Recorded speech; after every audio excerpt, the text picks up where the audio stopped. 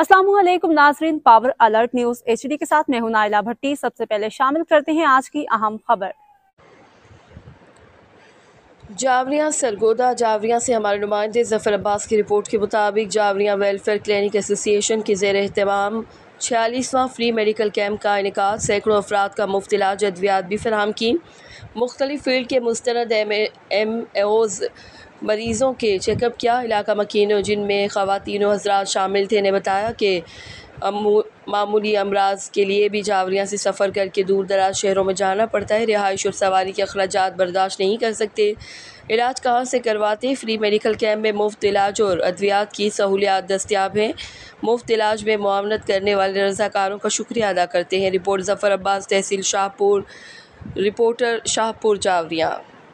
अब तक के लिए इतना ही। मज़ीद खबरों और अपडेट से बाखबर रहने के लिए देखते रहें पावर अलर्ट न्यूज HD।